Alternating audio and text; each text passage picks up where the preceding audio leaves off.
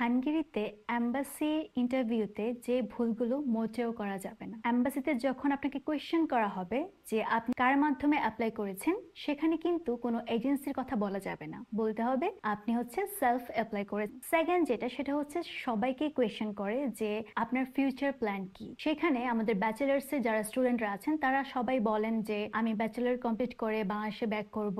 আর মাস্টার্সে even যারা আছেন তারাও সেম কথাই বলেন যে আমি মাস্টার ডিগ্রিটা কমপ্লিট করেই দেশে ব্যাক করব, যেটার আসলে কোনো আর ভিত্তি নেই। সো এইখানে বলবেন যে ব্যাচেলার্স স্টুডেন্ট হলে যে আমি হচ্ছে ব্যাচেলার ডিগ্রিটা কমপ্লিট করার পরে আমি হচ্ছে ট্রাই করব মাস্টার ডিগ্রিটা কমপ্লিট করার from Hungary or maybe in another country. Same অ্যান্সারটা কিন্তু আমাদের মাস্টার্স স্টুডেন্টও দিতে পারছেন যে মাস্টার ডিগ্রিটা কমপ্লিট করার পরে আমি পিএইচডি এর জন্য হাঙ্গেরিতে অ্যাপ্লাই করব or if I get chance I will do it in another countries. So এই ব্যাপারটা কিন্তু সবাই মাথায় রাখবেন, গদ বাদে অ্যান্সার দিবেন না। এবং যেটা লাস্ট কোয়েশ্চেন সেটা হচ্ছে যে তারা করে থাকে যে আপনি কেন হাঙ্গেরি চুজ করেছেন। সেখানে দয়া করে কেউ বলবেন না যে Hungary is a beautiful country, low cost, living cost অনেক কম, টিউশন ফিজ অনেক কম। এই ধরনের কথাকে অ্যাভয়েড করে এখানে আপনারা এটা বলতে পারেন হাঙ্গেরিতে হচ্ছে তাদের শিক্ষাগত মানের যে ব্যবস্থাটা আছে সেটা কেমন, বা আপনি যে ইউনিভার্সিটিতে অ্যাপ্লাই করছেন সেটাই বা কেমন, তাদের স্টাডি স্ট্রাকচারটা কেমন। ওভারঅল লজিক্যাল কথা বলে হচ্ছে আপনি আপনার ইন্টারভিউটা দিবেন।